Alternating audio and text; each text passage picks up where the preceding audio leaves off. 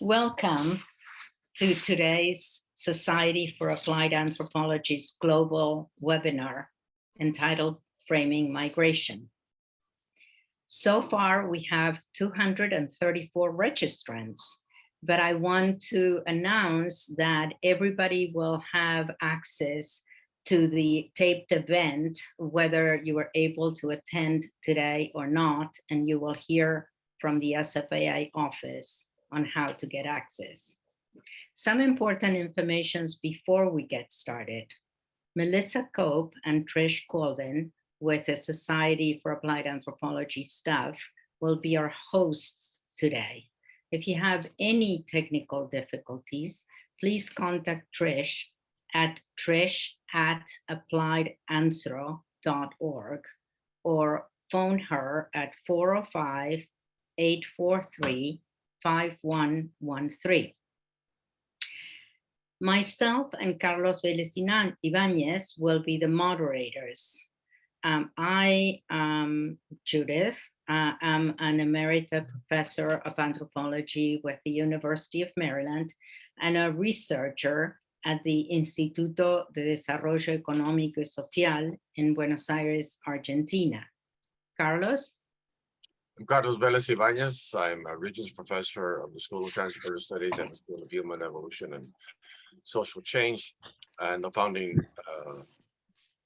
director of the School of Transporter Studies here at Arizona State University. And bienvenidos, welcome all of you. Now, Carlos and I put together this webinar for two reasons. One reason was to contribute to global SfAA that we founded with Lenore Manderson and Robin Eversole to help internationalize the SfAA by promoting contact with an audience of applied social scientists outside the United States.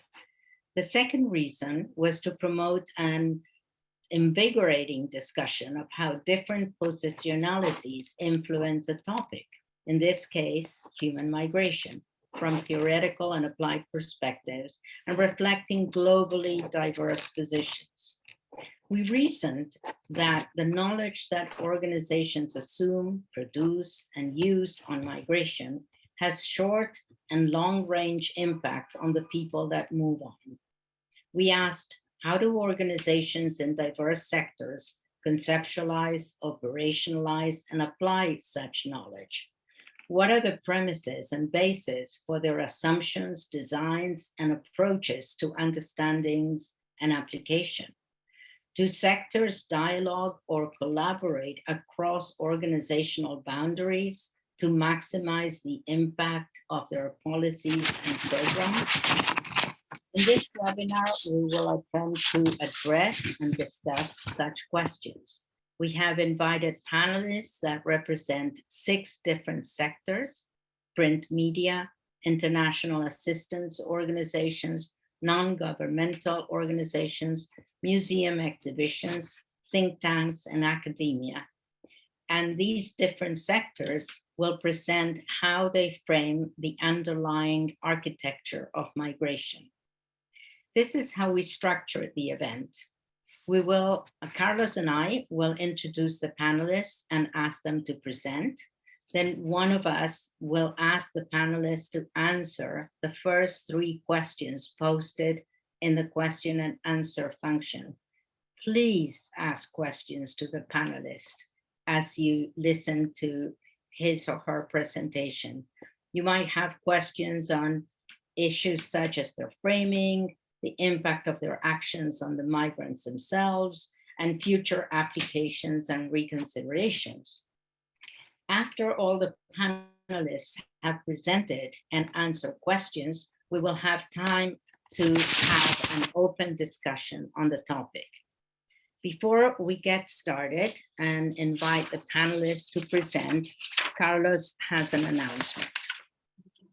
I wanted to share with you that this webinar is the first installment of a larger initiative.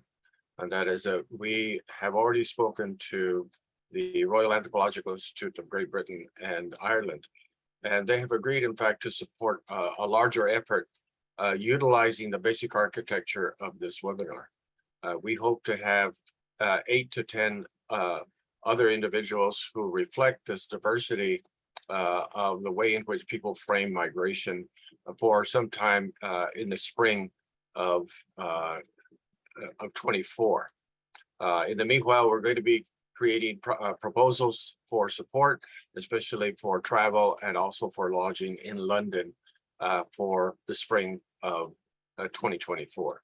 So again, this is part of a much larger process, and RAI has in fact stated that they're supporting this not only by having this at the London Museum, but as well as publishing the results of our efforts. But that's it. And I have then the pleasure of introducing Dr. Jorge Duran, whose work is with his partner, Doug Massey, have created the Mexican Migration Project, which is second to none. It is a long-term project that is both quantitative and qualitative in content and in methodology, and it has produced probably what I would suggest is the only truly wonderfully mixed methods valid project for over the last more than 27 years. Dr. Duran is an anthropologist, very eminent member and elected member of the American Academy of Arts and Sciences, as well as the National Academy, as well as the American Philosophical Society, and a preeminent figure in migration studies. Dr. Duran.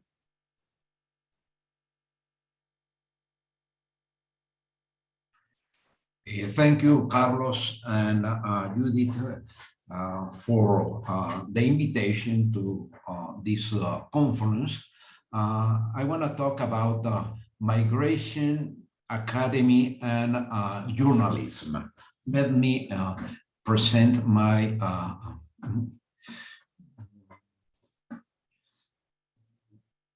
here it is. The presentation.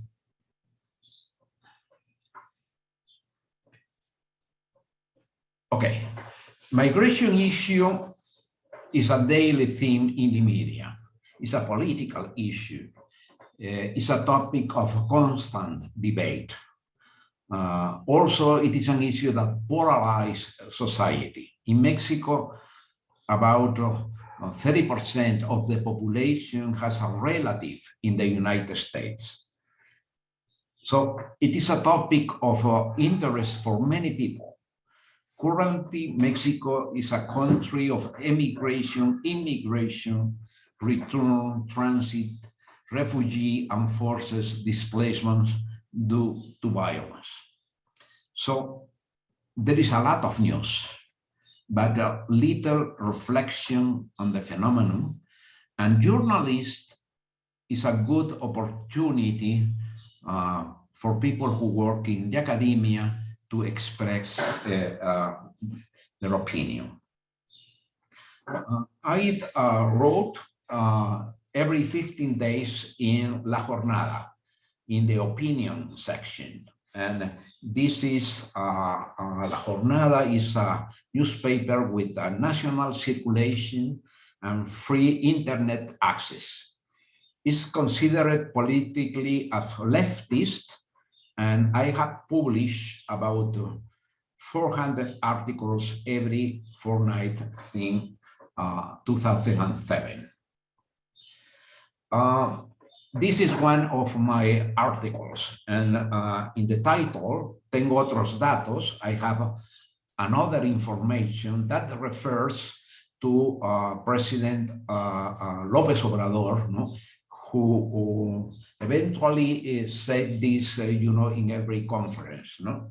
So I wrote about this, the visit of López Obrador to the United States, and the first paragraph of the article said like that: AMLO, López Obrador, strategy to deal with migration in his recent visit to Washington did not take into account an adequate analysis of the past, did not know the present well, and regarding the future, he did not correctly calculate the political situation in the United States. So this is an opinion article, and I criticize, I made a critic of the position of President López Obrador, and this is the way I work, and not only, for criticize the government, but to put emphasis in some important points in that moment. I work for La Jornada with an employment contract that this is, important, because it's a commitment to fulfill every fortnight. In the opinion section, there is a lot of competition for space. So I work, every 15 days, to put my article, on time, and with a different topics. It is a different rhythm and style to academic writing. It must be short, about 800 words, and you must write for all audiences. You have to develop a very specific topic, a single idea, a good title, and a good conclusion that refers to the title. In general, it's about connecting on the current situation, and also you can also comment on books or articles, but I think it's the opportunity to new approaches. Journalist gives you the freedom to think and risk ideas, new ideas that you do not have in the academy, or that takes some years.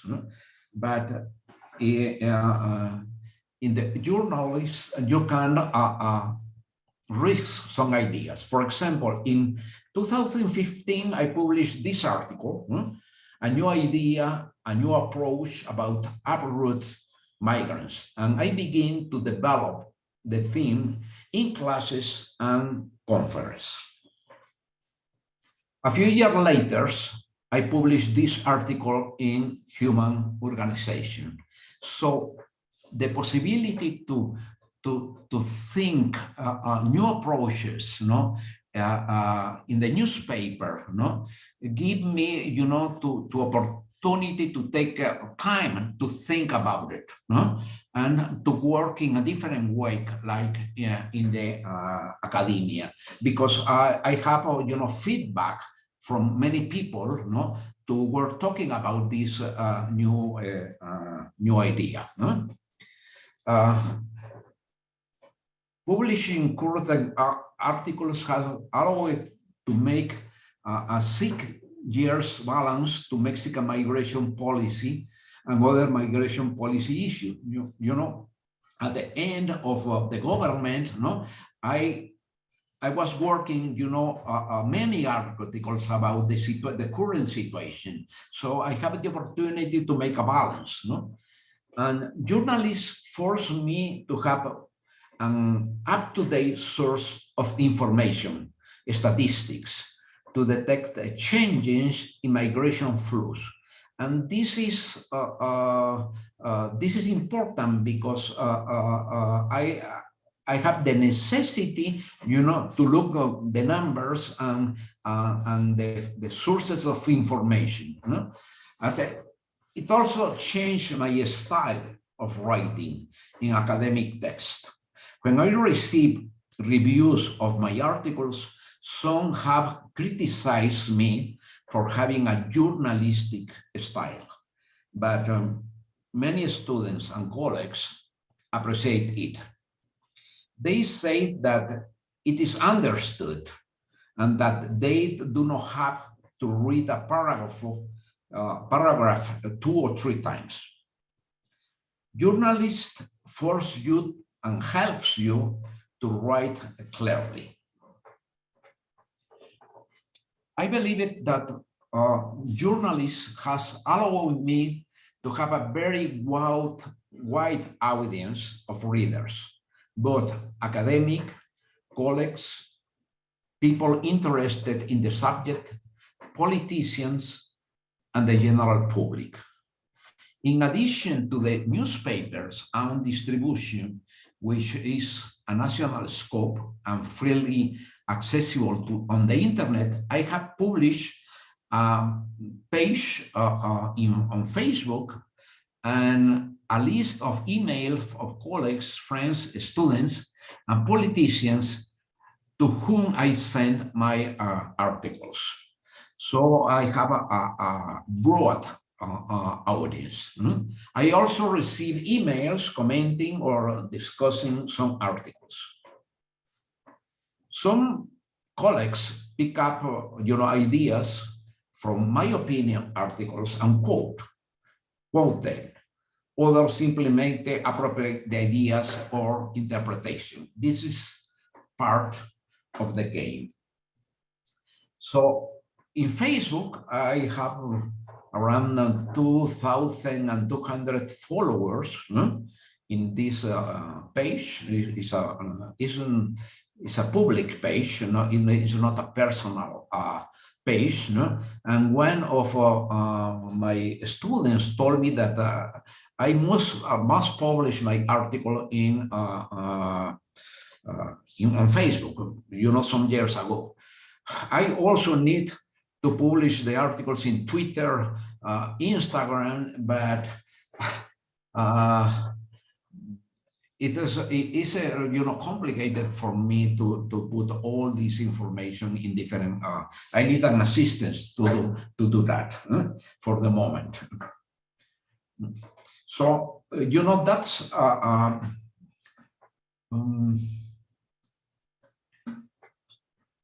a general information about how I work on the journal, and the way that that helped me in my academic work to advance new ideas, new approaches, and to have an important and diverse public that can read my articles. And some people who read the articles in the newspapers, they go to my academic articles. So that's an interesting combination, to access to a big audience from a topic that is for general interest. Thank you very much.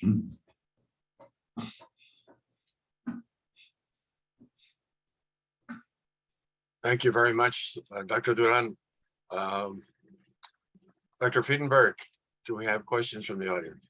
I don't see any questions, and I hope people will feel how welcome they are to ask questions or comments for Dr. Duran. I'll start by asking Jorge a question. Can you give us an example, or more than an example, of the impact that a journalist anthropologist has on policymakers and or public opinion? Well, sometimes I have a fun, people that I don't know, and they are, people who work in unions, or that they don't work in the academia, and they know my work, and they follow me every 15 days. So, and I never expected, to write for this different kind of people. Sometimes people from other countries tell me that they they read my articles.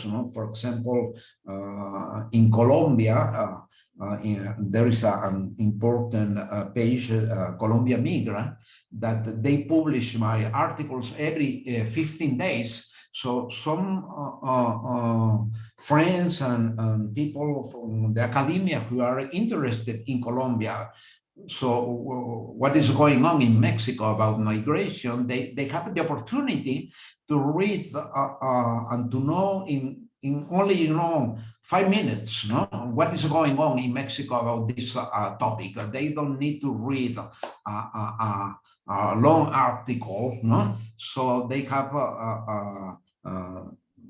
the information in a short way, and this is also for the politicians. They sometimes they reply in some of my articles in Twitter or in other media. So they it's not only the diffusion that I can did it, but also other people, reply the articles, in different pages. So I think that it's a bigger audience, and I think for me that's really interesting, because many people can read my work, and Right. have some opinions, not only news, but reflection and opinion about the current situation. Carlos, do you have any questions for Jorge?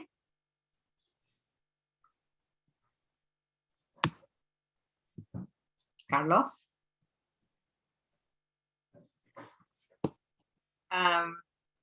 There are questions in the box. Sorry.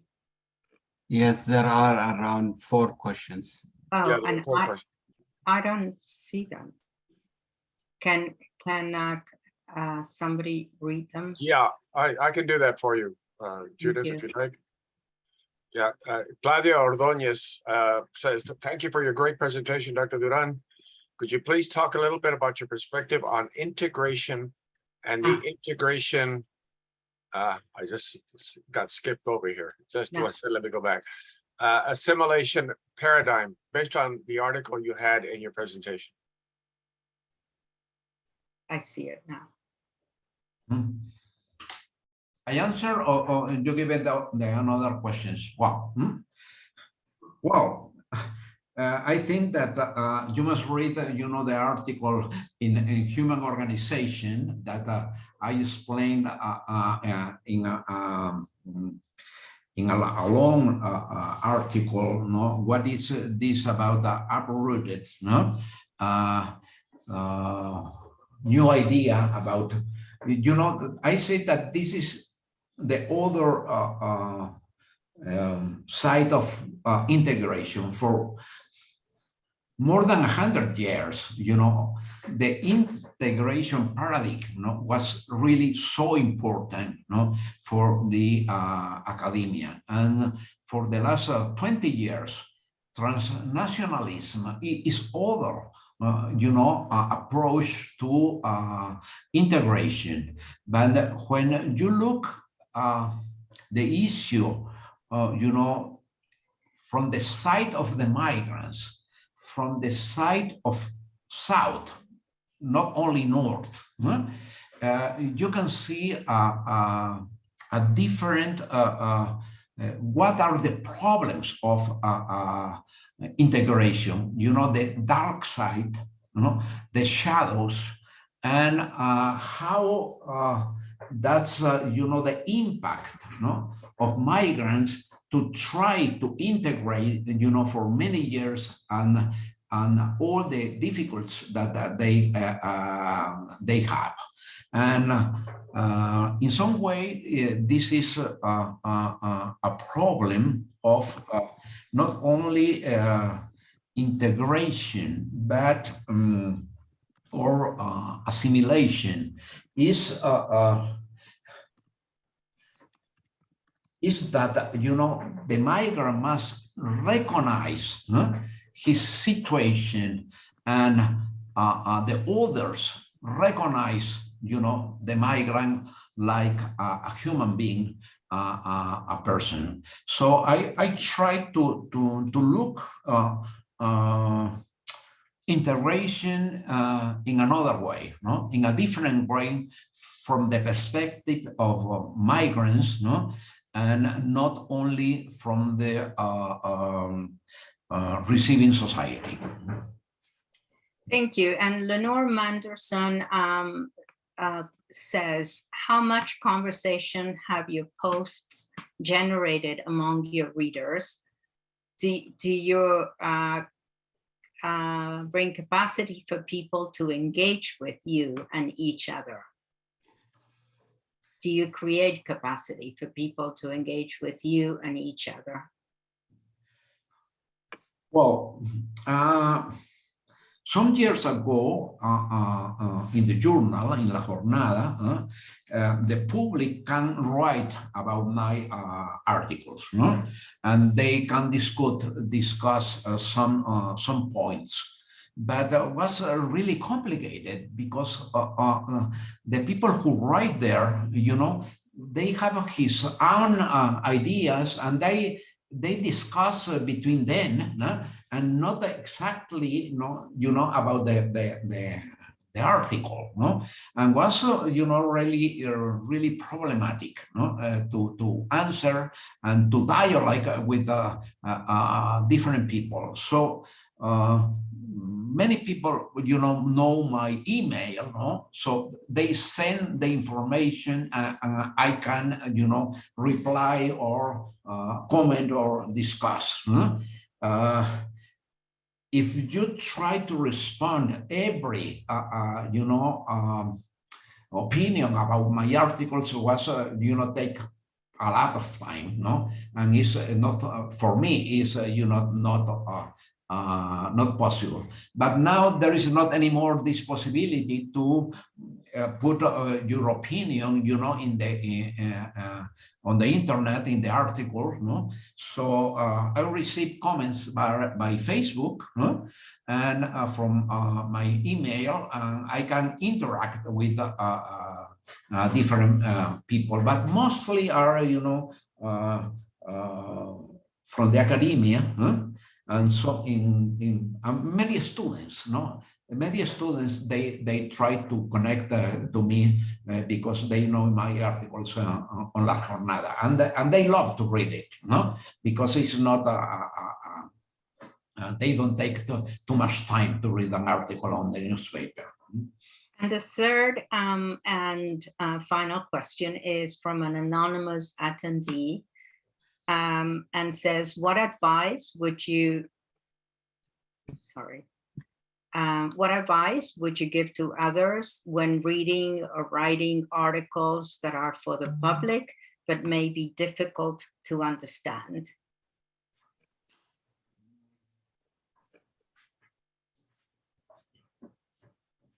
Well, I try to write,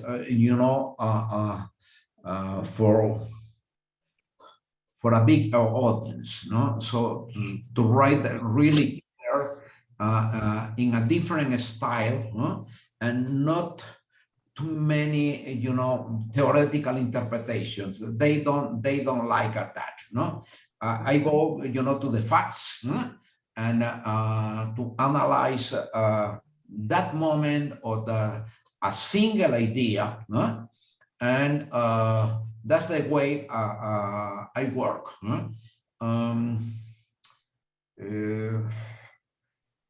It's different, from because an academic article, because the introduction is practically is in the title. The title is really important, and this put the topic, and you can develop 2-3 points, and a conclusion.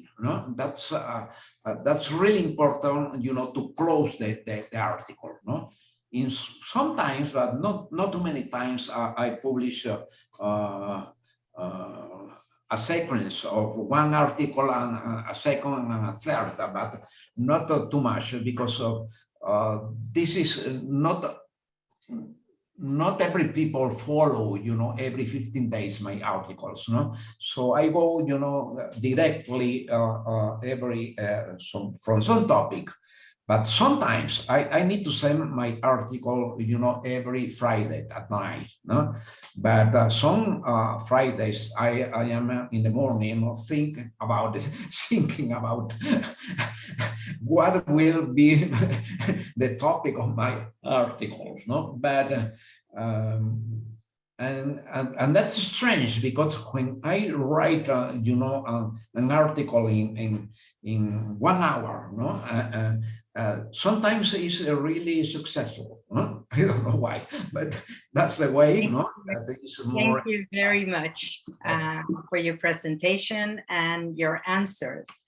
It is my great pleasure now to introduce Ezequiel Texido, who is a regional policy and liaison officer at the International Office of Migration Regional Office in Buenos Aires. Ezequiel Texido is a sociologist holding a master's in policies and international migrations. And currently he serves in Buenos Aires. He has experience in international consulting, research, and management in the migration field. Welcome, Ezequiel. Thanks, Judith, and thanks for inviting me to participate in this important seminar. I will present in a couple of minutes. I will outline the IOM institutional vision and particularly the main priorities that IOM has in South American region. But first, I will address some general issues related to recent migration dynamics that all of us know. Migration dynamics are changing, and as a result of recent and current migration patterns and trends, human mobility is more complex than at any time in the past in terms of the role of the countries in the international migration system, different motivations, the composition of flows, the consequences of migrations to sending and receiving countries, the quantity and variety of actors involved in the management of the migration issues, the variety also of migration policies in different regions and countries, and but especially the needs have people on the move. So all of these issues make that the current times were very complex for migration field. And looking to the next decade, it is most likely that the number and proportion of international migrants globally will continue to increase at a steady rate in line with existing trends. Now we can talk about around 281 million people, migrants, international migrants in the world, but this is, according to last trends and current trends, this number is growing faster. The wide variation internationally in the proportion of national population who are foreign-born will remain largely as is, although more countries will evolve from origin and transit countries into destination countries. However, we are already witnessing systemic changes in the migration patterns of those who choose to migrate, with greater international mobility being observed over a migrant's lifespan. These should largely be manageable, although specific pressure points are likely to emerge. Migration includes many forms of mobility, and many of the migration trends that can be seen now in the world will continue and accelerate, though most will remain intra-regional rather than intercontinental. And this is something that we are seeing in our region, particularly in South America. Over the next decade, the impacts of demographic change will be felt across the world. There we have some important aspect or driver of migration. Also, the impacts of climate change will intensify, and their effects on populations will spread. This, when combined with continued inequality and ongoing fragility, will lead to increased internal, regional, and international mobility as individuals, having lost hope in the future of their own countries, search for sustainable livelihoods for themselves and their families. Large-scale internal and international mass movements are likely to become more frequent and will evolve more quickly, posing new challenges for overstretched international humanitarian response in regions with limited statehood, particularly when displacement occurs as a result of intrastate and asymmetric conflict. In this context, international and regional cooperation will become more relevant. Though some governance structures may fragment many regions of the world, we continue to strengthen efforts to improve the management of regional mobility, including visa-free travel and free movement. Non-state actors will continue to become more active and influential, so it will become even more important for states to find common ground with all actors. This will be no easy task. Governments will have to give meaning to multilateral partnerships in an era of increased political skepticism towards and public scrutiny of migration. Migration is increasingly a whole of government endeavor. It is no longer possible to separate migration issues from other key economic, social, or security policy objectives, whether improving development outcomes, supporting vulnerable populations, managing high-volume borders, supporting employment growth, or combating organized crime. Those countries that can govern from a systems perspective rather than through discrete silos will be the ones to succeed. In this framework, IOM, as the United Nations Agency on Migration and the coordinator and secretariat of the UN Network on Migration, is an essential international actor in the field of human mobility, supporting migrants across the world, developing effective responses to shifting dynamics of migration, and as a key source of advice on migration policy and practice. IOM works in emergency situations all over the world, developing the resilience of all people on the move, and particularly those in situations of vulnerability, as well as building capacity within governments and other stakeholders to manage all forms and impacts of mobility. Based on their main institutional documents, IOM defined a global strategic vision for the period 2019-2023, with the aim of bringing the main elements to implement a suitable intervention in the field of migration, providing support to migrants and societies. In IOM vision, migration must be safe, regular, and orderly, ensuring that migration is a voluntary, informed choice and not a necessity, while finding durable solutions, preventing new displacement, and providing effective protection and assistance to those on the move.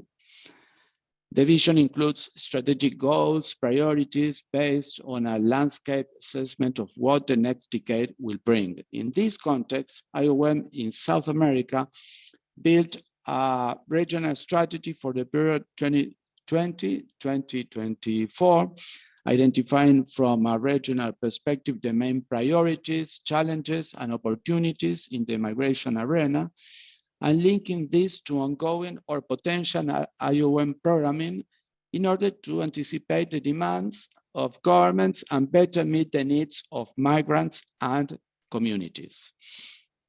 From a holistic approach focused on the rights of migrants, IOM cooperates with the states of the region to ensure that migration becomes an opportunity for migrants and their families to achieve greater well-being and better life prospects.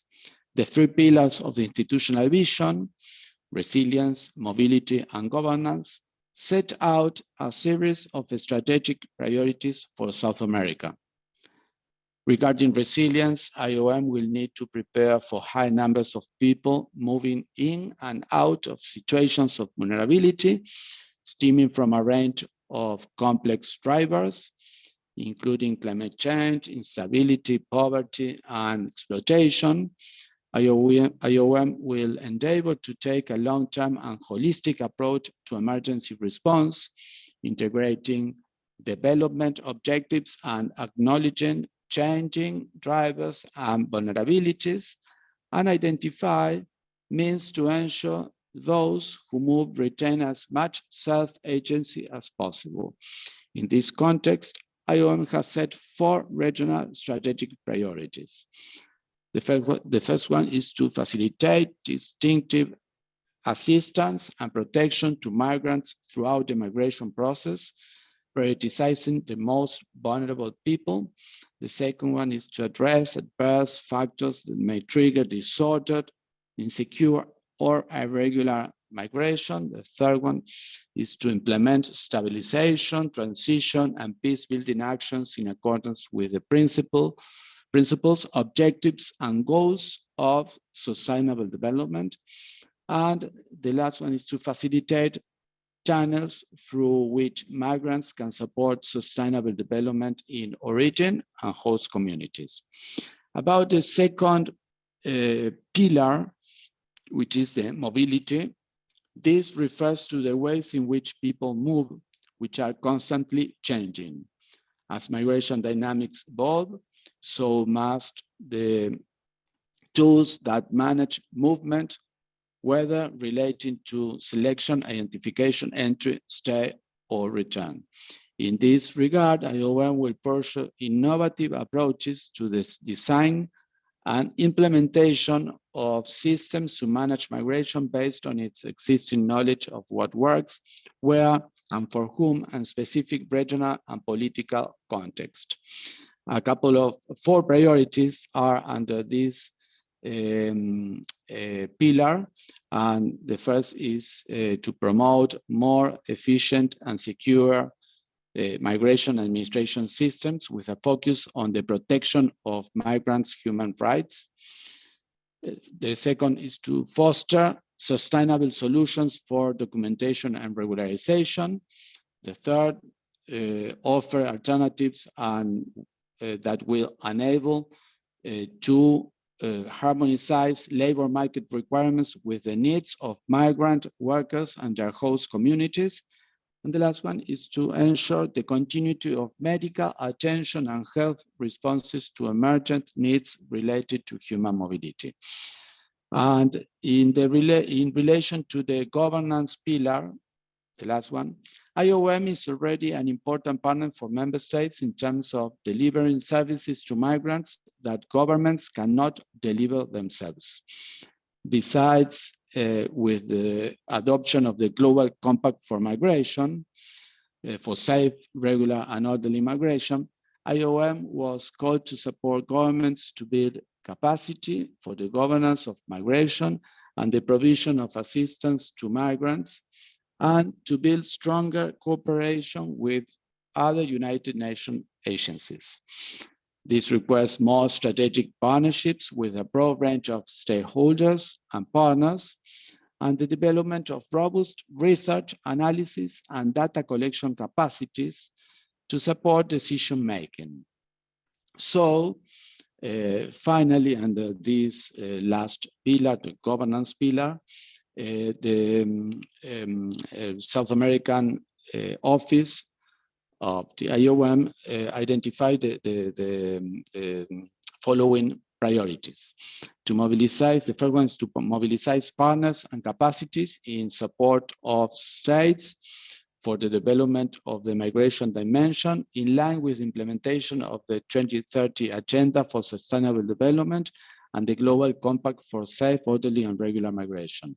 The second is to promote the sustainable development and human rights approaches in regional spaces, in regional consultative processes and regional integration processes, particularly in those related to migration issues. The third one is to facilitate the inclusion of migrant persons and the migration dimension in the planning and management of territories. And the fourth is to improve partners' capacities to produce, use, and share information and increase awareness of migration and of migrants. And finally, my last words, I would say that in the framework of a strong cooperation with different partners, such as governments, UN agencies, civil society organizations, among others, and through the lens of the Sustainable Development Goals, the Global Compact for Migration, the Migration Governance Framework, IOM will continue fostering the protection of the human rights of migrants, assisting migrants on the move, and assisting states in the formulation of public policies that take into account the complexity of migration processes and the risks that migrants face during the whole migration cycle. Also, IOM will continue to support member states in the formulation of migration policies and norms, modernization of institutional structures, and in the design and application of migration programs and initiatives in line with the realities of migration processes in the region. Lastly, IOM will aim to reinforce the positive impacts of its interventions in the field of migration governance and assistance, promoting the human development of migrant populations. Thank you. Thank you very much, Dr. We have 3 questions for you. The first one is, and I'll read them in order. What are your thoughts on the roles of human trafficking plays in global migration? Second, how did the COVID pandemic epidemic impact the goals of your program? And the third one is from Andrew Gardner, who asks that a number of commentators have suggested that the period of globalization has already come to an end, and that we're in fact in a period of regional re-entrenchment and disassembling the global system that characterized all of our lives. Is your institution or any scholars or researchers attuned to the possibilities of increasingly inhibited mobility in the proximate future? In other words, is globalization falling apart as well as global cooperation in the treatment of unplanned migration, especially? That's it. Okay, thanks, Carlos. I'm not sure if I understood all, but I can see that. So the first one is what your thoughts on the roles of human trafficking played in the global migration. This is a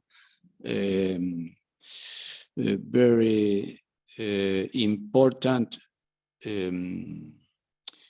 how can I say, an important problem, a big problematic in migration in our days. So all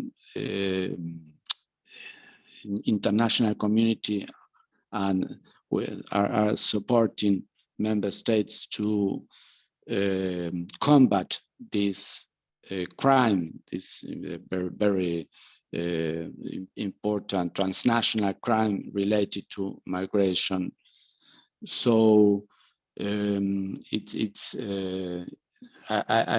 can say that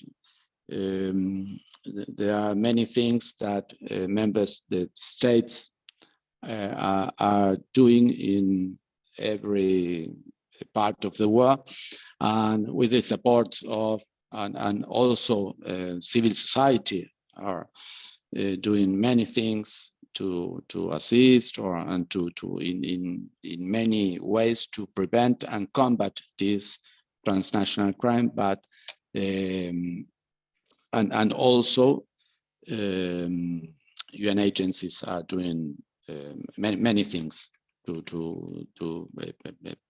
bring support to states, to also offer different tools to combat this crime. So this is more or less, but it's a very important. It's an important. There is an important concern about this problematic. How did the COVID pandemic impact the goals of your program? It's a very good question. I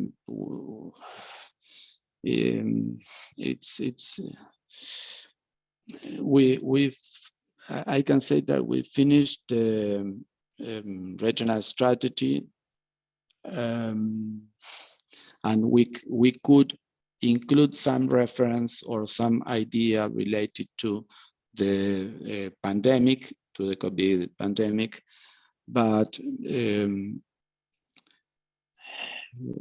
it's important to strengthen different initiatives we are developing on the different these three main pillars to prevent situations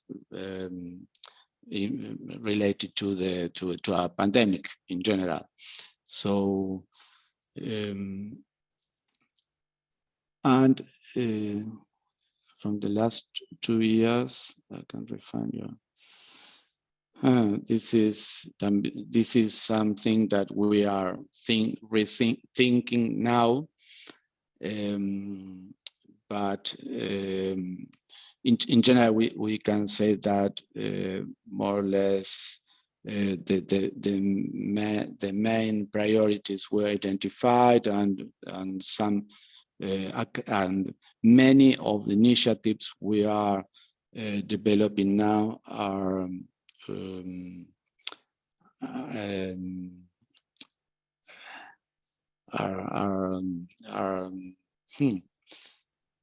sorry. And you can Dilo en go español. Vigentes. Sorry. So, and the last question.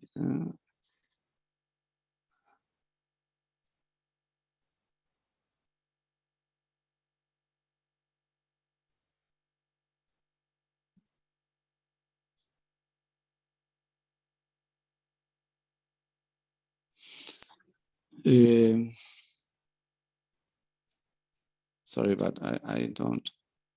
Wait me a minute, please. I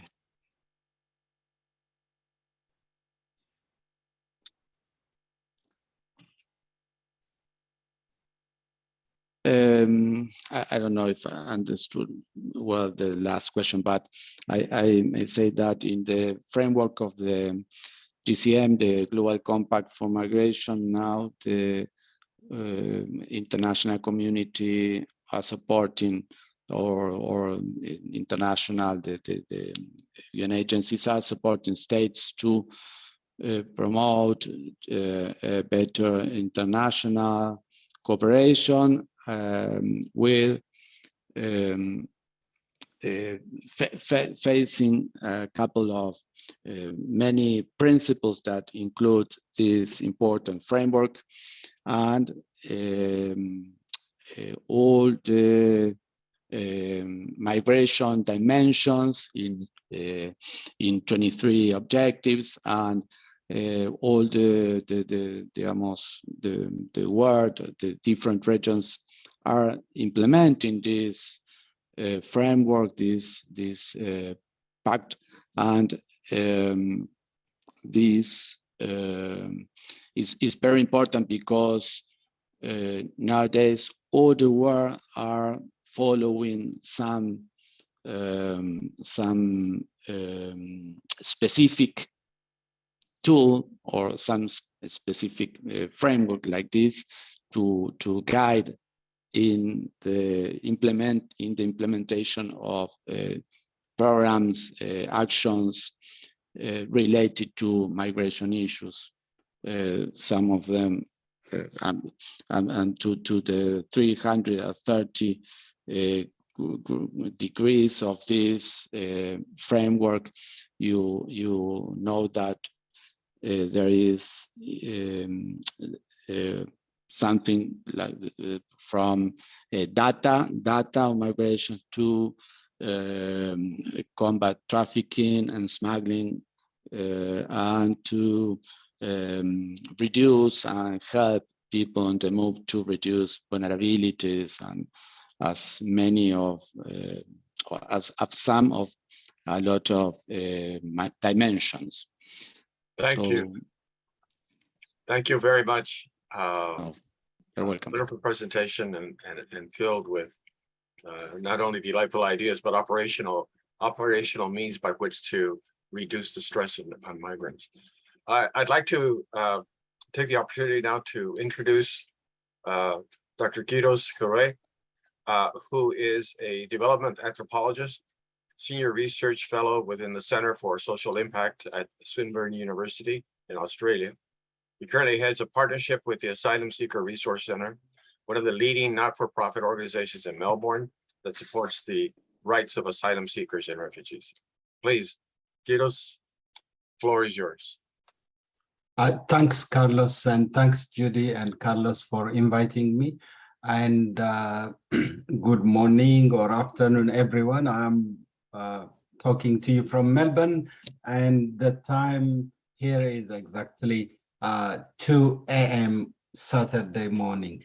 The topic I'm going to cover is the way how migration is framed in Australia. And as you probably know, Australia is considered as one of the world's major immigration nation, together with the US, Canada, and other countries. And since 1945, it has several people, around 8 million people have resettled in Australia. But today, my focus will not be on the majority of migrants who settle in Australia. It will be particularly on asylum seekers who have been framed differently as migrants, as entrants to Australia. To give you an example, in a year, in the 2022 year, it's expected that there will be overall 180,000 migrants, and the applications for people seeking asylum is 14,000, which is around 7%. And it is a small number of people, but these people have been traumatized by government policies, successive government policies for the last, since 2001, for the last probably 20 years plus, even more than that. But much of my talk would be since 2001. This is because of increased securitization and exclusion of asylum seekers.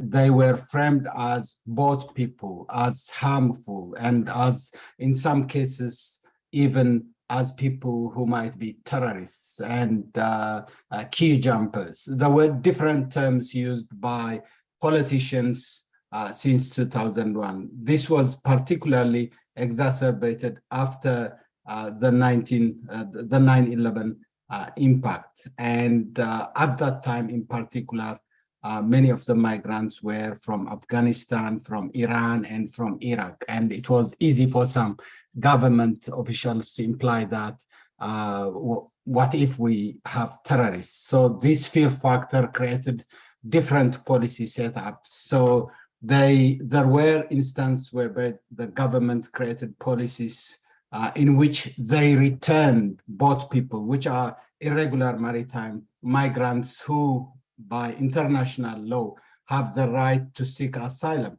But under the current government policy or under successive government policies, they were supposed to be not to be allowed to settle in Australia. So in most of the cases, governments created solutions, which there was one called Pacific solution, which means those migrants, those people seeking asylum were sent to other countries, to Nauru and to Papua New Guinea, and settled there. For instance, detained there rather. For instance, the number of people who have been sent to offshore processing to Nauru and Papua New Guinea since the 13th of August 2012 have been 4,183. And out of these, some of these have settled, but still we have people in detention in Nauru and in Papua New Guinea. And currently there is an argument to close those offshore processing centers and to bring them here. But the policy was that whoever comes by boat, they cannot settle in Australia. So they were pushed. And there are many other people seeking asylum in communities with different visa categories and different bridging visas. That means because of these different arrangements of bridging visas, which were basically the outcomes of the different ways in which governments and politicians framed migration, framed people seeking asylum as problem people. Some of them are denied the right to work. They cannot work. Some of them cannot access social services. Others may not be able to access education. So the Asylum Seeker Resource Center, the organization I'm currently partnering with or working with, has different programs to support people, but at the same time to advocate with and for people seeking asylum. And to give you just some examples, and then we'll go to different questions. These offshore processings were not only supported by conservative governments, it was both by the left and by the right, center left and center right governments. The two major parties supported this kind of policy. The only difference was the way they processed them offshore was different. Some people called it Pacific solution. Some of them called it a different solution because they had arrangements with different countries. But it's basically slight difference, but the same policy. Whoever arrives by boat, then they were sent outside to be processed. That is still the policy. We are hoping that the current government will change that, but we haven't seen action on the ground yet. There was during, I think, one of the governments, there was also association of Operation Sovereign Borders with people seeking asylum. So people who are dealing, they were considered as a security threat. That's what it means. So the boats were just sent back through the army, and that's how they manage. So people seeking asylum have been problematized for many, many years in Australia, and it still seems to be like that.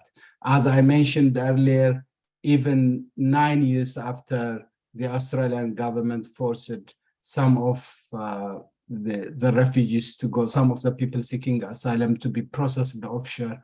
Even today, as we speak, there are 216 refugees and people seeking asylum still trapped in Papua New Guinea and Nauru. Currently, people seeking asylum must wait for years, more often than not for half a decade or so, to for their application for protection to be processed. If they are in Australia, they might have arrived by plane. During this time, many are kept on bridging visas, and that often do not provide the right to work, the right to study, and the right to rebuild their lives. So they are in limbo. This is mainly because of the way the government framed, people seeking asylum. The SRC estimates that 1 in every 3 people seeking asylum, of which there are estimated around 100,000 in Australia, on bridging visa cannot work or do not have the right to work. But the irony is, at the moment, Australia there is a public forum, a discussion around bringing skilled people to Australia. There are skilled people seeking asylum in Australia, but they are not given the right to work because of this political framing and conditions. This, combined with other punitive policies, limit the right of people seeking asylum to study, to work, or to earn a living. So this is how Australia frames people seeking asylum at the moment. I will stop here and provide time for questions. Thank you. Thank you. Thank you very, very much. There is one question from Sergio Lemus. What are some of the local reactions of the Australian public to this migratory crisis? Has there been discriminatory reactions such as those in the UK? So I think the reaction in Australia, it's changing. Public opinion is changing, but it has always been divisive because it was framed as a security threat and things like that. There were at the beginning in the 1990s and then in the early 2000s, there was support, bigger support for those kinds of policies. Recently, during the recent elections, one of the biggest shifts was the view on people seeking asylum and refugees. That's one of the issues why the previous government lost the election. So there is a shift, but still it's, I think, a long way to go. Yes, it has been discriminatory reactions, not, I wouldn't say the same scale to the UK, but they are usually expressed in different formats. I think that there are certain discriminatory reactions when something happens. It's usually associated with an event. It could be a criminal event, and the person involved might be either a person of color or a migrant. And then it flares up and there are lots of discussions. So it's slightly different in Australia when you compare it with the UK. And I remind panelists that they can also ask questions or comment, and your answer, your presentation actually brought to mind an article that Jorge Duran wrote on the uprooted in Mexico, people who are also in limbo as the ones that you refer. But before I ask Jorge to respond, Roberto Alvarez has just posted a question. How is this policy affecting the areas such as New Guinea where migrants are being sent? And how are migrants responding to this policy?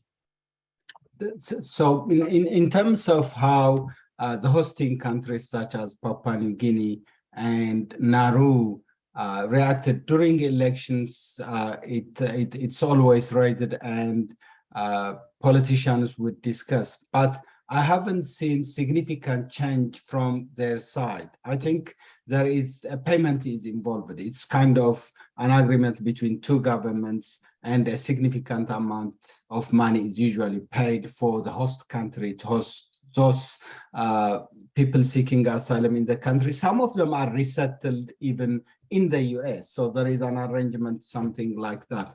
But there hasn't been significant shift from those governments in terms of, I think a few years ago, there was a discussion of, we don't want to receive people seeking asylum from you, and this is not right kind of discussion, but this hasn't translated into a policy change.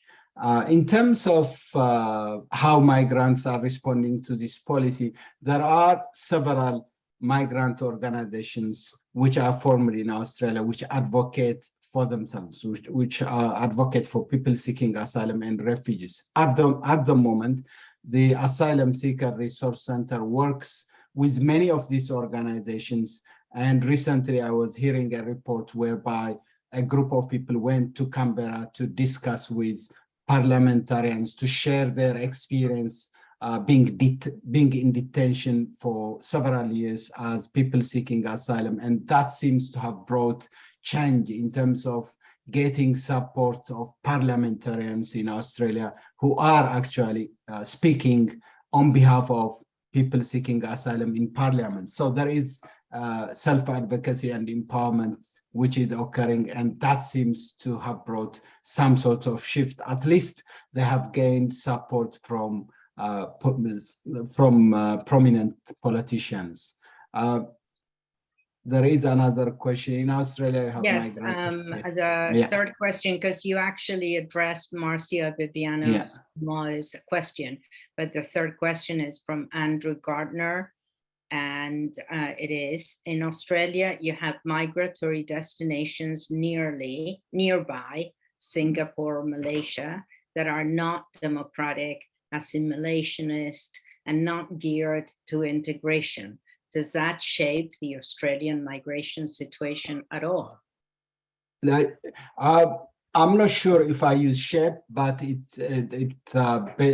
it will have some influence. I think the Australian policy is usually shaped by internal politics, the way I see it, but it would have influence because when they send people, there is interaction between these countries all the time in terms of returning boats or other factors, but it may not directly influence the policies. It might be, I think internal politics seems to be the dominant factor in terms of influencing migration policy in Australia. Well, thank you very, very much for your presentation and your handling of the questions. It is my pleasure now to introduce Ed Lebo, who is an anthropologist, previously working as a researcher in environmental health and social policy at Patel Memorial Institute, but for several years now has been serving as the executive director of the American Anthropological Association, and where he heads a team that has developed the traveling exhibition entitled World on the Move, 250,000 Years of Human Migration. Welcome, Dr. Lebo. Thank you, Judy. And thank you, Carlos, and the SfAA. Some of you may know that I have been a longtime member of the SfAA since the mid-1970s, and the American Anthropological Association warmly appreciates the opportunity to collaborate with the Society for Applied Anthropology on this and many other initiatives. This exhibition is the result of a team effort from a large number of people, including an international advisory group. And I think that it offers a nice bookend to Jorge's discussion about the use of journalism and popular media to be able to complicate the story of migration and displacement for a general audience. We aim for nothing short of changing the public conversation with this traveling exhibition. It's a pop-up exhibit that we have scaled to be available for hosting in smaller gallery spaces, unlike our previous exhibition, The Race, Are We So Different exhibition, which required a substantial gallery space to host it. But we have several main points that we would like to make with this exhibition. First of all, that people have been on the move for all of human history, that although it seems as though right now is an unusual time, in fact, the patterns that we're observing now are persistent and have lasted for a good long time. We're also interested in pointing out that practically everybody everywhere has a migration story somewhere in their family history. And as all of our colleagues on this panel have pointed out, people move for many reasons. So we are strongly interested in complicating the narrative of the push-pull factors and the unilinear origin destination models that social demographers are fond of employing to account for movements of people. And so we are introducing this narrative device called the Crossroads, which puts people at a vantage point to observe gatherings and movements of people at a number of different intersections around the globe. So as I said, it's a relatively small exhibit. It takes up 1,000 square feet, or about 90 square meters of space, and can be configured in a number of different ways. And our organizing frame, this is aimed, by the way, at school-age children in middle and high school grades and their families, primarily, and then secondarily for educators and community-based organizations. But we organized the exhibition around 4 main questions. Where do we come from? Why do we move?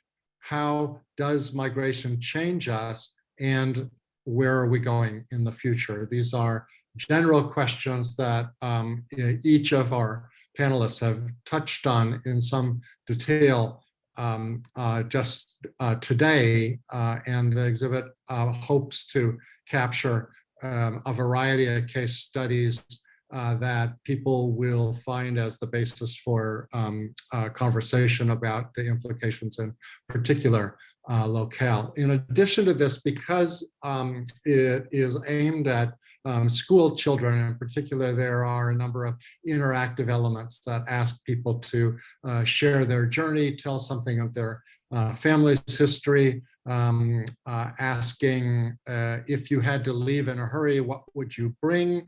And then there are a number of other flip books and interactive elements of the exhibition that tell the story, especially of families with school-age children in them from around the world.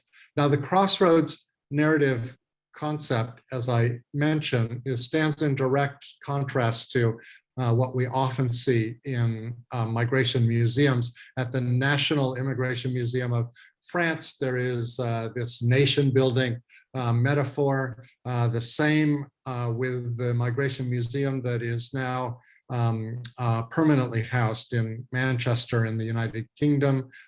Even in the Smithsonian's National Museum of American History, a long-term exhibition called Many Voices, One Nation, has this same sort of nation-building narrative to it. We aim to complicate these stories of how people who have come from elsewhere are treated in different ways once they arrive at their final destination through this crossroads concept. And the aim here is to tell what we think most people think is a well-known story, but it adds complexity, agency, and dignity to this. So there are 4 crossroads we've chosen. We could have chosen others, but one of them is the story of the Mediterranean basin over human history. It focuses on the impact of people moving through the area and to the area over time and having this accumulated effect on popular culture, on architecture, on political institutions. And it brings us to the present day with the tens and tens of thousands of people taking enormous risks to be able to make their way across the Mediterranean and into the Schengen areas of Europe. A second crossroad is the area known as Beringia, which consists of that, what is nowadays a short trip over water, but it was at one point a land bridge between Far Eastern Russia and the northwestern corner of North America. And this allows us to tell stories about the peopling of the Americas and our changing understanding through archaeological and ethnohistorical evidence about peopling of the North American continent. A third crossroad has to do with Central Africa, including the Bantu migration into Central Africa and as a point of origin for the transatlantic slave trade, and today the cosmopolitans that we see in large cities throughout the region. And then finally, we've chosen for the last crossroads, a very small scale neighborhood that is literally a crossroads, that is East Los Angeles, where there's this wonderful configuration of multiple freeways. And it's an interesting historical story because in fact, the border crossed this area in the 19th century. One of the stories that we feature from here is the displacement of Japanese American high school students along with their families during World War II to the internment camps of the interiors of California and the Intermountain West, and also the story of gentrification, which while located in the exhibit materials as in East Los Angeles, is a story that plays out in metropolitan areas around the world. As I said, there is a very large team of curators from the Smithsonian Center for Folklife and Cultural Heritage, as well as the American Anthropological Association, and a number of special content advisors and people who were involved in testing and reviewing the content, as well as an advisory board with a number of scholars whose names I'm sure you will recognize. The physical exhibit is going to be toured in the United States by the American Library Association, beginning in the first quarter of 2023 to up to 15 public libraries around the United States for a period of 2.5 or 3 years. We are also trying to raise money to build replicas of this exhibit that will be available to tour to other spaces all over the world. It's designed in a way that there is space for extra modules to be able to add from library, museum and other community organization collections to bring home the general story of migration to the local experience there. There is also a virtual exhibit version that is online now in both English and Spanish at the website understandingmigration.org. And on that website, there is very much a work in progress, a set of resources for teaching and learning about migration that I invite all of you to get in touch with us about adding to the growing resource pages that are there, because as we know, an enormous number of anthropologists are working on migration. The only thing we ask is that these be resources and other websites that are relevant either as references or as for use in teaching and learning modules at grade appropriate levels. And with that, I will stop and happy to entertain comments and questions that people have.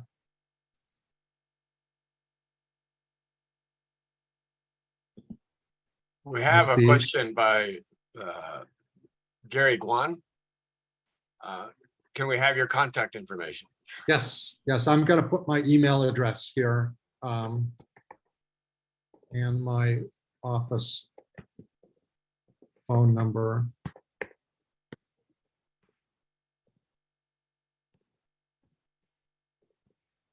And happy to share that.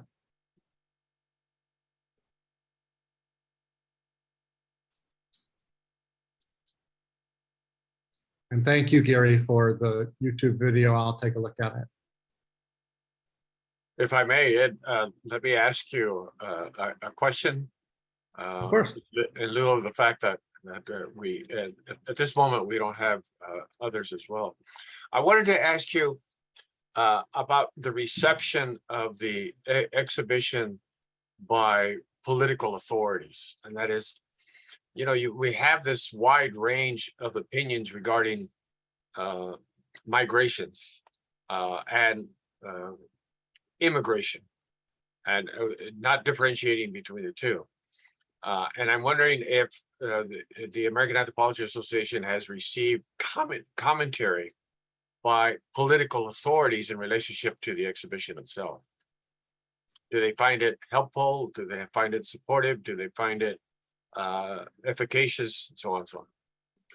So we haven't received any direct feedback from people who are in elected political roles. The exhibition was on display all summer at the DC Public Library. Its first stop. And incidentally, for any of you who are coming to the AAA annual meeting in Seattle, we will have the exhibition on display in the exhibits hall so that you can look at it yourself. But the response that we got from visitors to the public library was really terrific, and people being drawn out and saying as they looked at photos, oh, I had an experience similar to this, or gee, I have family members who underwent an experience just like that, and where can I find more information that I can bring to my students in my classes. So I think we have yet to hear anything directly from elected political officials, but I think this is a safe space in which a really important but sometimes difficult conversation can take place, that in fact this is a set of conditions that affect us all, whether we have moved locales in our lifetime, almost certainly somewhere in our family we have, and that's an important conversation. Thank you. You can see the chat questions yourself, can't you, Ed? Yes, I can.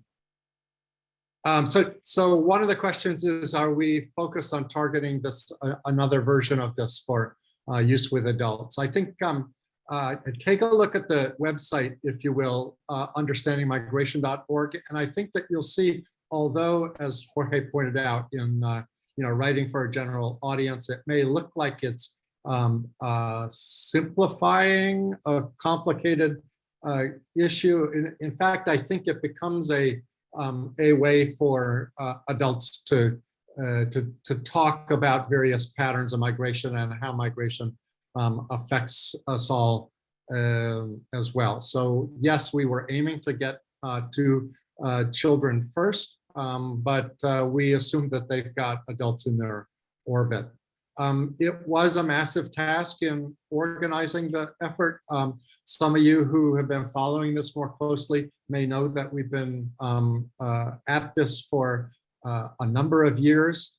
And there are a lot of different moving parts to it. We are grateful for our colleagues at the Center for Folklife and Cultural Heritage at the Smithsonian, who every year before the pandemic put on the Folklife Festival on the National Mall in DC, and we had hundreds of thousands of visitors to test ideas with workshops on and work these interactives out. And we are counting on them as well because of material in their collections, especially the Folkways music recording label, to be able to add some engaging content to the website as things grow.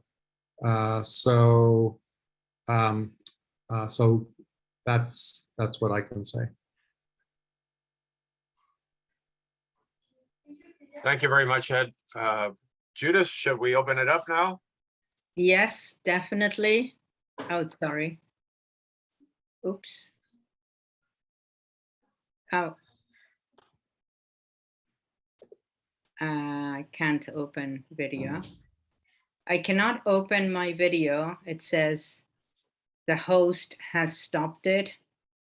So host, thank you. Thank you. Thank you. I want to thank all the panelists, all the people who asked questions, all the people who are present. And now we're open and inviting you all to an open discussion. I understand that you can use the Q&A function. I think that you can also, and then we will read your questions or your issues to the audience. I think you can also participate live, but I'm not sure. So let's go ahead. There is a number of people who've asked questions that now to the panelists, which can now be addressed by everybody. Oh, I'm informed by Trish that there is no live participation. So why don't I just go ahead and read some of the, well, all panelists can see the questions throughout. There are many questions that we didn't have time to answer that we can answer or tackle now. Any of the panelists or Carlos or myself.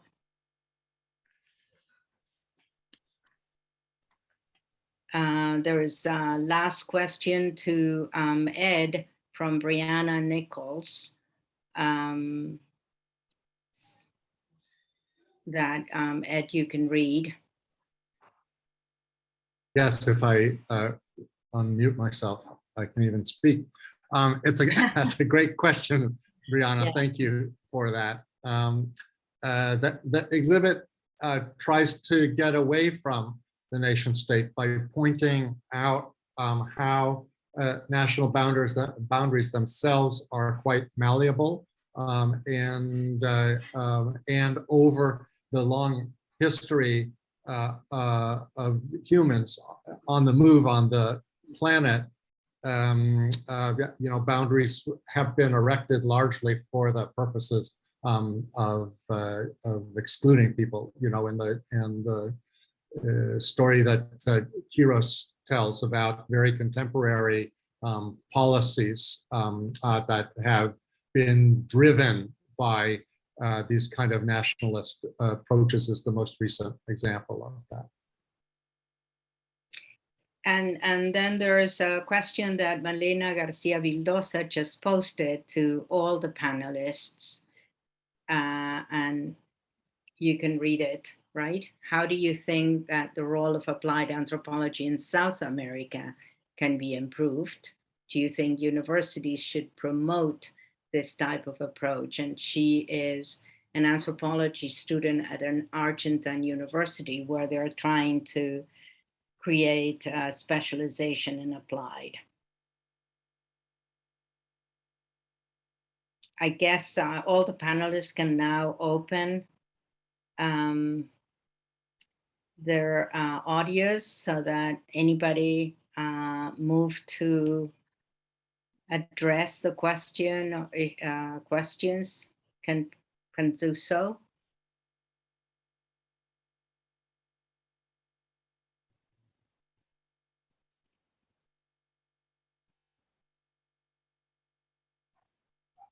Ed, you're muted.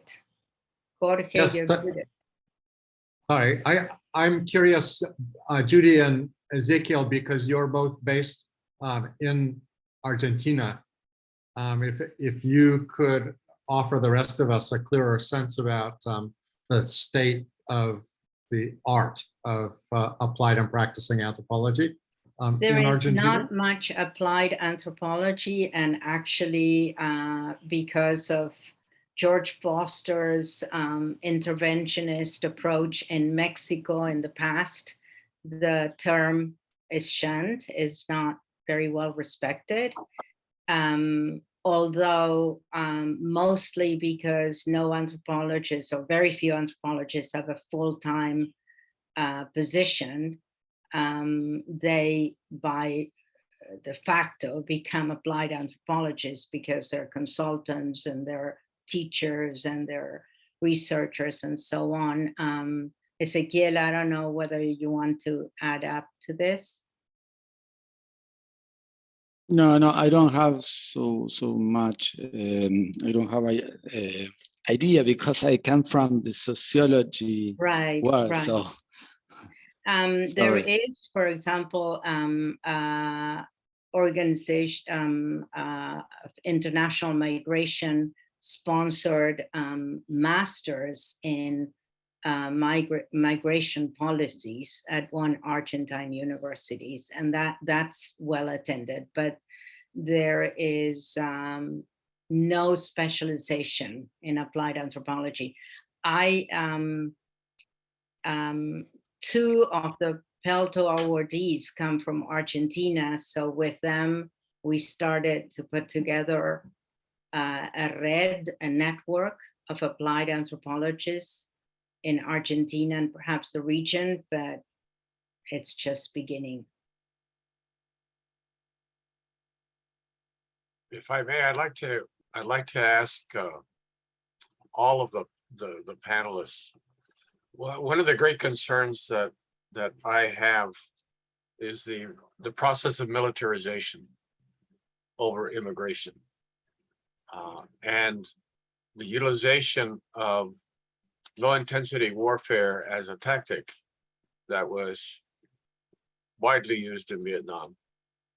And as a matter of fact, the weaponry used in the entire border region is very much, and tactics is a consequence of that.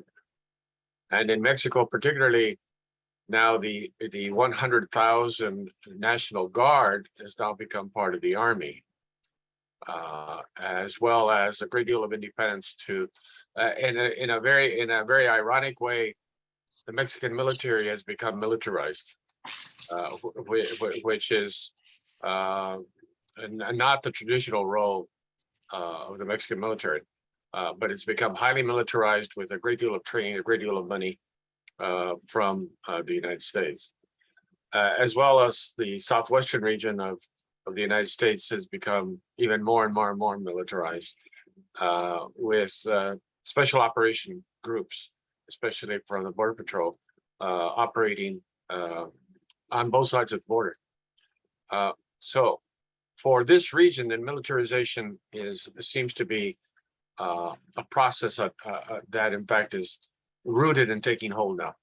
And I'm wondering if in other areas where all of you work, whether the military is playing a greater and greater role in this way.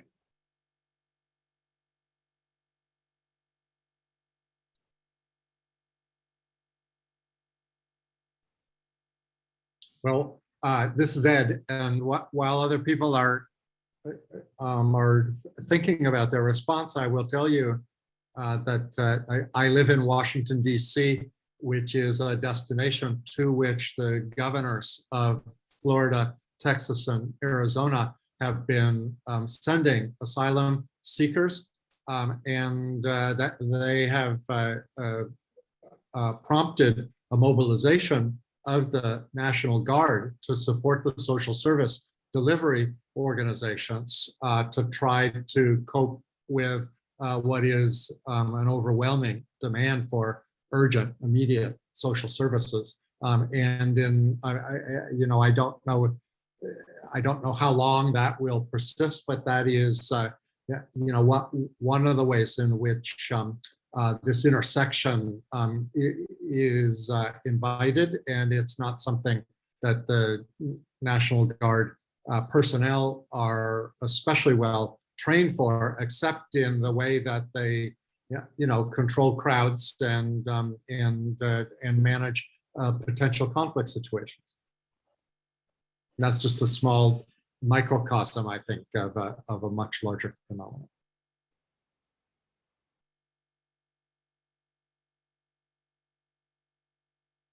I think on the Australian side, I think it was in the 2013 election, Tony Abbott, who was a leader of the opposition at the time, brought the idea of Operation Sovereign Borders, which is mobilizing the Navy to return boats, refugee boats or migrant boats or people seeking asylum on boats using basically the Navy.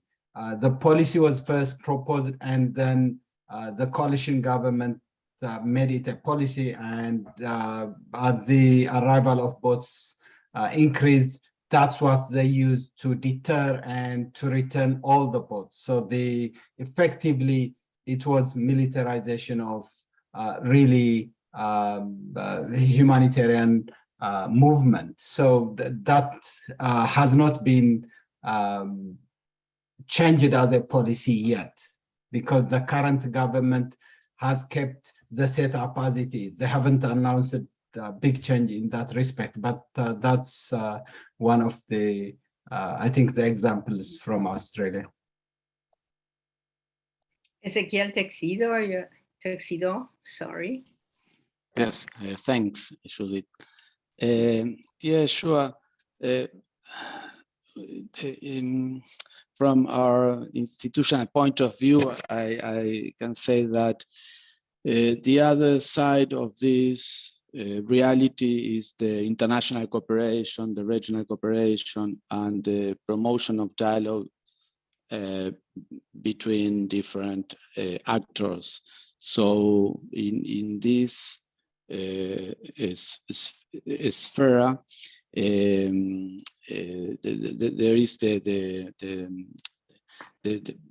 best place to promote better governance on migration based principle, particularly in the principles of the GCM, the Global Compact on Migration, and human rights principle in general, but also trying to reach the different objectives of the GCM, also related to all international migration dimensions. So this is the other, I think this is the other side of this problematic. And in our region in South America, all actors are mobilizing around these principles and also these more than 20 objectives to reach better conditions to the migration governance, international migration governance, but also at national and regional level. Thank you. So maybe we can address James Loki comment and question. Actually, today, the International Office of Migration announced that there was an estimated 10 million displaced people in Pakistan. And we know that there's also millions of displaced people in Ukraine, and that the Mediterranean influx hasn't changed much. So on the one hand, people continue moving for different reasons. And on the other side, particularly immigration countries are militarizing to prevent them from entering, which creates a situation that Jorge has described for the uprooted and that Kiros was also mentioning, because a lot of people leave their country but are not able to access the country they're moving to. So they remain in between, in limbo.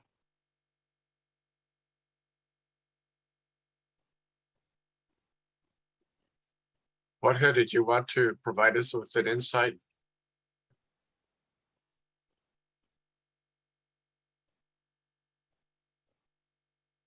Sorry, I have a bad communication. Can you repeat, please? I was trying to address James' question, which is in the Q&A, but basically by referring to the enormous number of people who are currently displaced in the world for different reasons.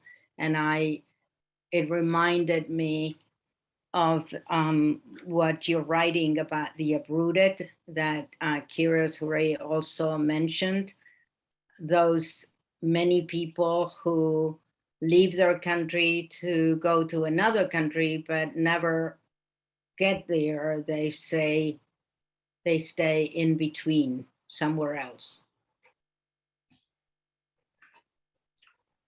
Yeah, I think in our case, in Latin America, you know, the big issue is the Venezuelan emigration, more than 6 million in only 5 years. And this is something totally new in our region. But mostly the Venezuelans were in Latin America, not in Europe or in the United States. They were in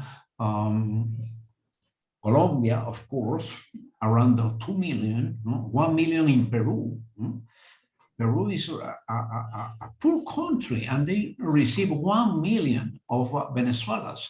And Ecuador, Chile, Costa Rica, Panama, all the Venezuelans are more in Latin America than in other central or countries from the north. And this is because there was a free circulation in South America. And this is, I think, an important point, that for many years in South America, you can travel without visa and without passport, only with your ID. And for that, the Venezuelans were moving all around South America and also Central America and Mexico. So in this case, the solution, in part, the solution for this explosion of immigration was free circulation in the region. And this is another way that we solve this incredible problem, because it was only in 5 years that all these people went out. And our countries like Colombia, Peru, Chile, Brazil, and others will receive our neighbors, and we can solve in some way this terrible situation for Venezuelans. So this is not only Africa or Asia, but also in Latin America we have this incredible movement of people, and I think it's another way to look at this kind of migration. James Lookey has posted another question that we can all read, but I'll read aloud. My perplexity regards how do we best address issues of rights to move, given scale and resource limitations. And Roberto Alvarez has just posted, in addition to the militarization of national entities and borders, we see a broad militarization armament of other groups, especially in the US and Mexico, including private citizens, militias, and in Mexico, the narco organization. Is this also a larger, broader trend in Latin America and other nations? I think the kind of the right to move is in some ways antithetical to kind of the sovereignty of a nation. Right. So the nation state is built on this exclusionary idea of you have borders and you have the right to protect your borders and to keep everyone else away. While we have international laws, international agreements, which say that people have the right to move. So these are always in direct opposition. And in addition to that, you have the rise of right-wing activists and nationalism across the globe. So it's really getting too complex. I don't think it has an easy answer. So I'm not sure if there is best way to address the issue, but unless the nation state morphs into some sort of a different model, I think it's going to be like that, I'm afraid.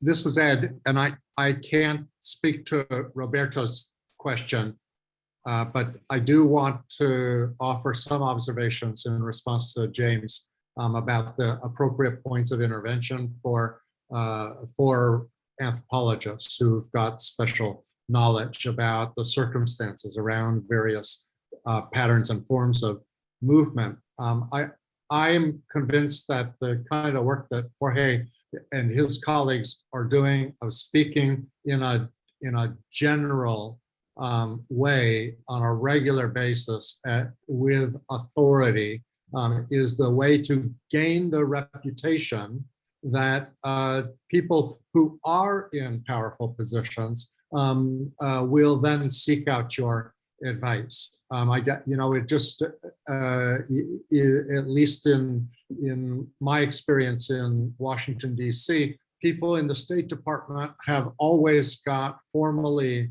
empaneled and informal cadres of advisors to whom they turn to. And the reason they turn to them is that they're discreet and authoritative, and they aren't offering simply critique, but also constructive solutions that are feasible in the political realm. And just as Kiros is saying, you know, this is a really complicated situation because the right to one's destiny, the right to remove oneself from harm, to reduce one's vulnerability, is often antithetical to the rights that states assert for themselves to control people's movement. And yet, as they look for humane, safe, and effective policy, they want authoritative sources of knowledge who get their point of view, as well as the point of view of the people who are subject to the implementation of those policies. I was going to ask, especially my colleagues from both South America and from Mexico. There's a huge elephant in the room. And the big elephant in the room is the American market in drugs and the European drug market in drugs, which is part of the globalizing process itself. I mean, the cartels and the rest emerge at the same time you have globalization process also developed. And I'm wondering how much this big elephant in the room compounds the complexity of the efforts, for example, that Ezequiel is trying to in fact implement, as well as the good common sense that Jorge is trying to relate in Mexico. And for Jorge especially, he cannot take this on directly. There have been more than 25 journalists who have been assassinated because of their declarations and reporting on matters having to do with criminal gangs. But nevertheless, it's this huge elephant in the room. And I'm wondering, Ezequiel, how is this being factored as an important variable in your efforts to create these various pillars to enhance the humanity for the millions of persons who are migrating?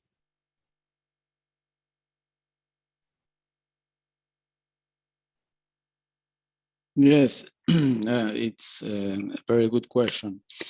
I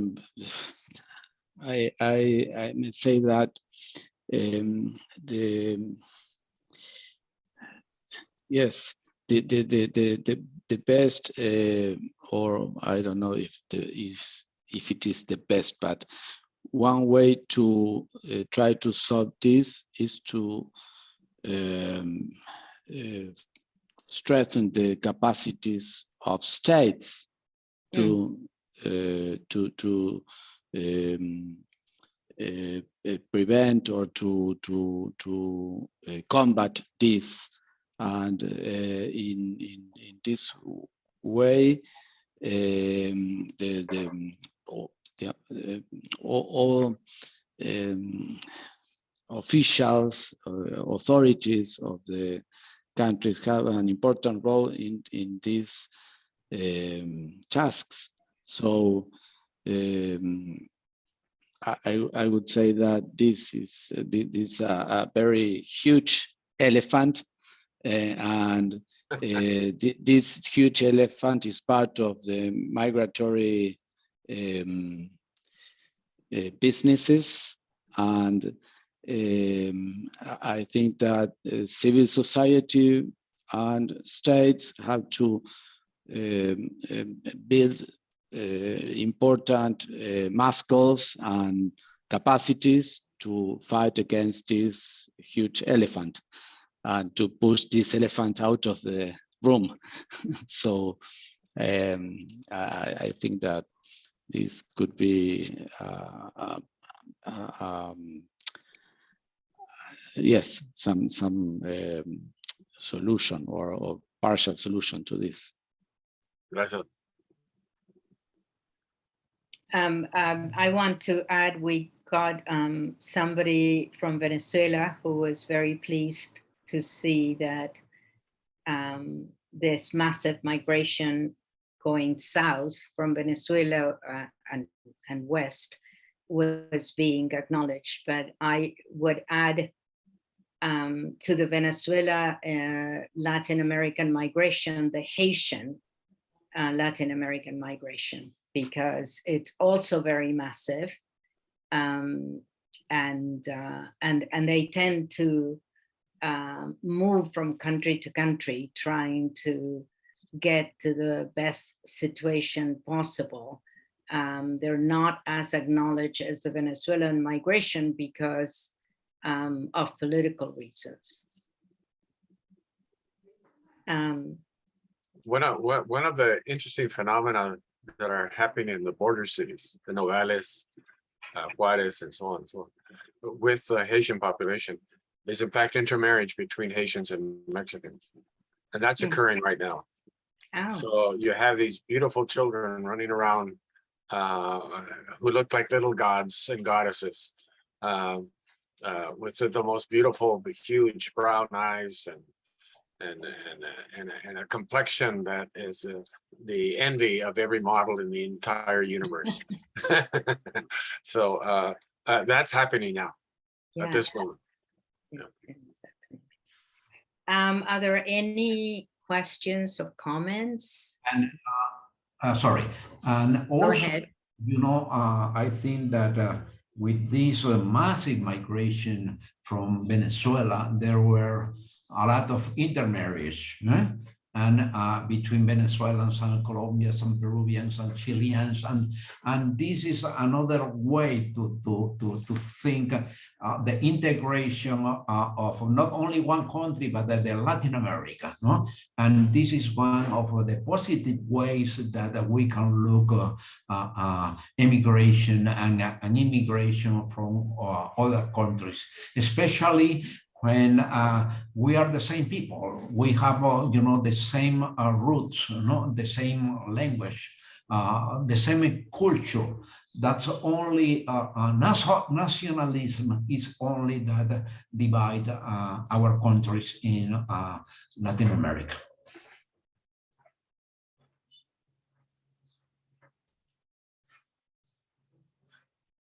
I think Malena Garcia Veldosa has just posted what is probably our last question to anyone. She says, do you have any personal recommendations on authors to read that work with applied anthropology and migration? Is there any text, article, book that you would like to recommend? If you leave us, if you share your email, Malena, I can share it with all the panelists and they can take a few minutes to think about what to recommend.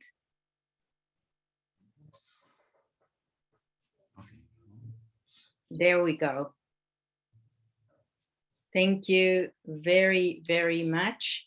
If there are no other questions or comments, I think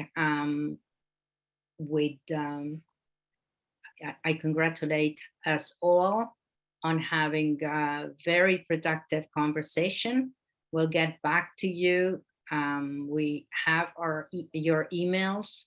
Remember that this event is taped and you can review it at a later date. You'll hear from the SfAA office about that. And also remember that there is a second stage to this. Oh, right. So Quiros, we are going to save you from that little tiny island out there in the middle of nowhere and bring you to London. But in seriousness, this has been a wonderful experiment for Judith and myself. We overcame a lot of obstacles, and especially Judith, who has been the motor and the brains of this entire effort more than I have. Believe me, she deserves all the credit, and I would like to take this opportunity to, in fact, give her a round of applause. Oh, thank you. To all of us. Thank you. Colegas, Thank you. it has been a pleasure to have had the opportunity to see you and meet you, Jorge. And I go back many years, and it's a pleasure to see you again ensconced off the Lake of Chapala, fishing for little whitefish. But I really want to see us all in London in 2024 for I think a substantial conference to continue to develop Judith's original idea of, in fact, creating different lenses by which we can view and see and understand in a rational manner the entire process of migrations and its relationship to globalization and all of the other elephants that are in the room as well. Thank you.